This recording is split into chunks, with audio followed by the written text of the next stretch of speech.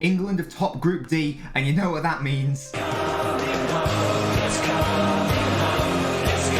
Guys, this video is sponsored by your boy LNobbins. Like the video, subscribe if you haven't already, share the channel with someone if you have already subscribed. I don't care. Share it, share it, share it. Right now, do it, do it. But yes, England have topped Group D on 7 points, undefeated, whereas Scotland have gone crashing out of the competition, getting 1 point and 1 goal in the entirety of the Euros. Lovely stuff from England against the Czech Republic, beating them 1-0. They obviously had a much less impressive game against Scotland when I was on holiday. That's why I couldn't do a video on it, but I was able to watch the game.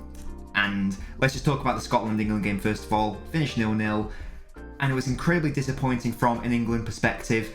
Phillips played in a much deeper role than he did against Croatia, which really disappointed me. I really thought the whole point of Phillips playing alongside Rice would have been he'd be given this more dynamic, creative role that he was given against Croatia, and that's how England played so effectively against Croatia, because Phillips was so good. But against Scotland, he basically just acted as another holding midfielder, and England were just lacking any sort of bite in the attack. The fullbacks I thought were pretty woeful, Reece James especially. I don't really understand why people aren't talking about his performance as much as I think maybe they should be, because for me, he was one of the standout poor performers in that game against Scotland. Every single time I thought Foden made a decent run. It happened about 4 or 5 times.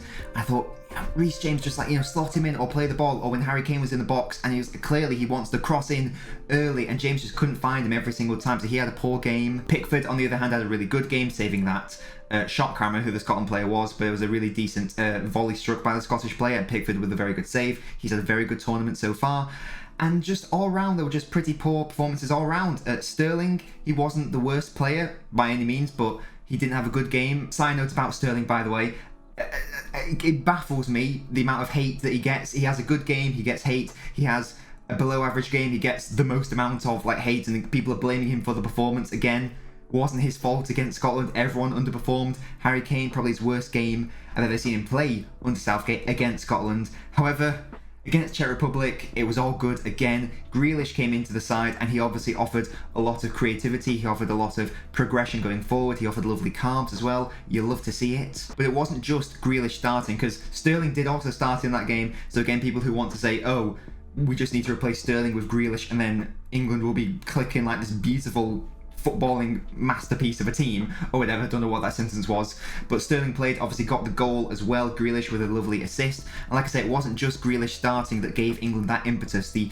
fullbacks were also pretty integral to England's good performance. Luke Shaw I thought was one of the best players on the pitch, not only defensively but also in terms of his aggressive interceptions, playing on the front foot. Walker on that right side, he was fine defensively, solid. However, again, similar to Reece James in the Scotland game, I want to see more bravery from Walker. I want to see more first-time crosses, and we actually did see that more in the second half than the first half. But again, there were times when he could have let in Saka down that right wing early, and he just didn't. Harry Maguire, essential that he gets into the starting 11. In my England preview video, you might recall that I talked about how Harry Maguire is going to be one of the most important players for England offensively, and not just from set pieces in terms of bringing the ball out, his long balls, his switches.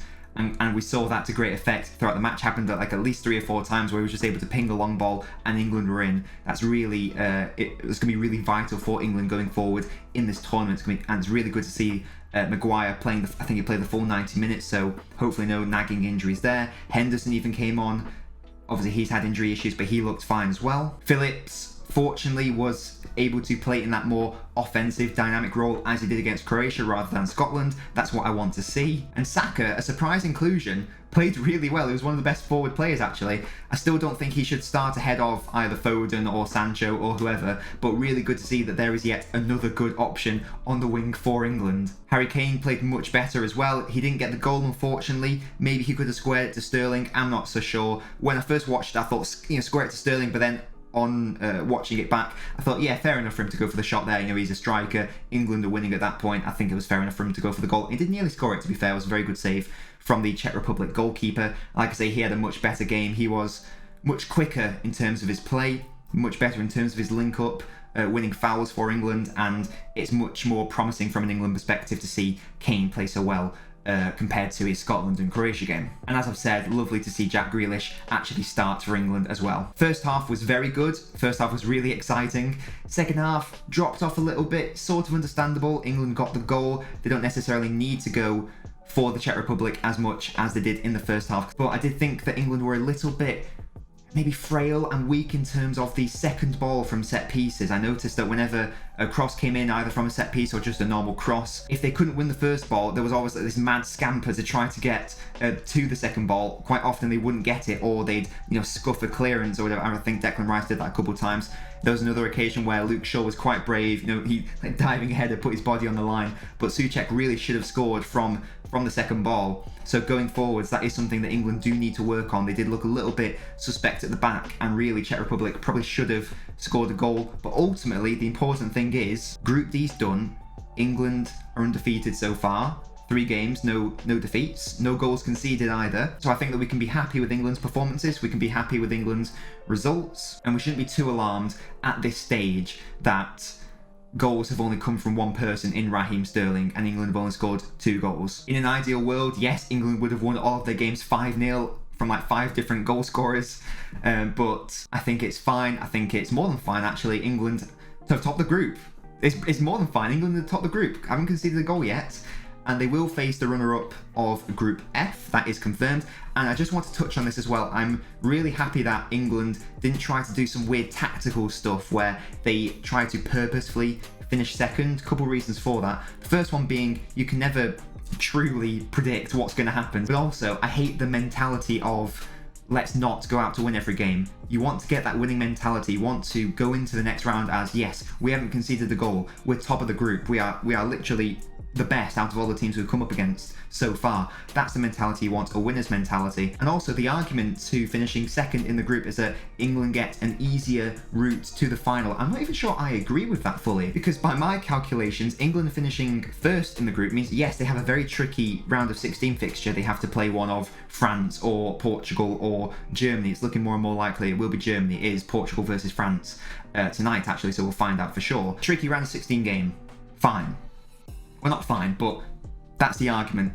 If you finish second, you get an easier round of 16 game. And that is true, because you avoid the group of death. However, it also means you go into the same half of the draw as Italy, who I think are going to get to the final, as France, who are at least going to get to the semi-final and maybe even the final, and Belgium, who are just an excellent side. They've got De Bruyne and Lukaku, and they're on fire right now. So would you rather be in that group with those 3 behemoths, or behemoths, however you want to say it, or would you rather be in the other half of the draw where, yes, you've got a tricky round of 16 game, but if you can get through it, you avoid Italy, you most likely avoid France, you avoid Belgium, and instead, your trickiest opposition after the round of 16 is realistically probably the Netherlands and Spain.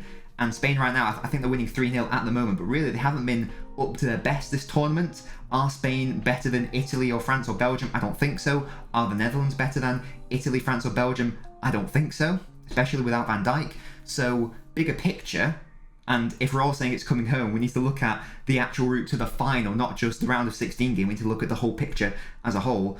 Finishing top, for me, it just makes total sense. Like I say, from a route to the final perspective, from a mentality perspective, and from a safety first perspective, just makes total sense. So yeah, that's England. Hopefully they can do the bits in the round of 16. Like I say, we'll find out their opposition at the end of today. Actually, by the time this video's come out, we'll probably already know who England are coming up against. I just want to touch on Scotland as well. They obviously went crashing out of the group, bottom of the table. I did actually predict them to get third in the group. I thought maybe they could have beaten the Czech Republic and gone through as one of the best placed third place teams, because 3 points in theory can get you through.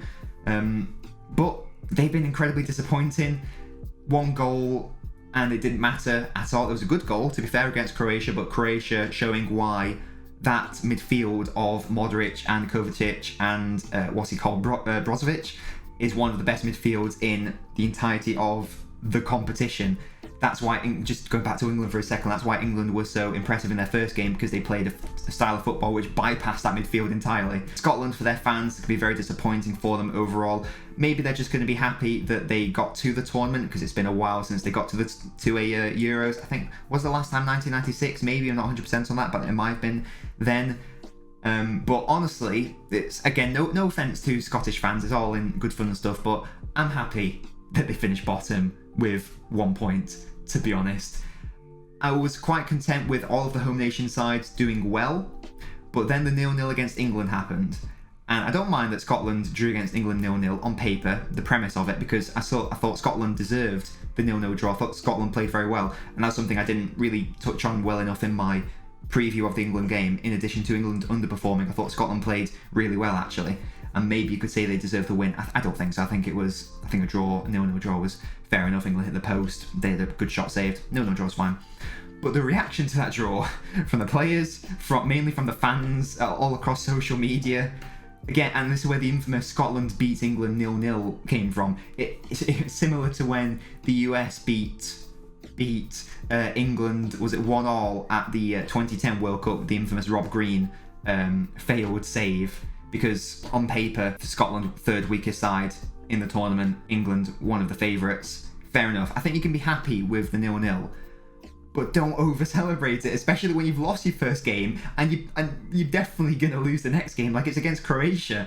Croatia are, on paper at least, better than the Czech Republic. I don't understand why the celebrations were so much, and to be honest, it annoyed me a little bit, so I'm quite happy that Scotland went out. I'm sure a lot of England fans already wanted Scotland to go out because of the England-Scotland rivalry. Like I say, I was well up for the home nations doing well, but that just irks me a little bit, to be honest, not going to lie, and it's quite funny that they went out on 1 point and only scoring 1 goal. So, like I say, sorry not sorry, Scotland. You sort of brought it on yourself. I'm sure that you'll be happy if and when England get knocked out. But they're not going to get knocked out because it's coming home. It's coming home. It's coming. Always live in hope. England top the group. Sterling with 2 goals. Can we stop the Sterling slander, please? Sancho getting some games. Didn't even really talk about Sancho. That's how peripheral he's been so far. I think he was given like 20 minutes. But good to see him get some minutes, I guess. I'm sure he will have a big part to play in the future of this tournament. And yeah, just happy all around. I will be doing a roundup of all of the groups once they're all done, so stay tuned for that. If you haven't already done so, make sure to like the video, make sure to subscribe to the channel, and if you have already subscribed, then you know the drill, guys. Make sure to share the channel with a friend or an enemy or someone who you think might like football. We're nearly at 69 subscribers, the holy grail of subscriber count. And until the next video, have a lovely day. Eat, yeet, skeet, delete. Bye.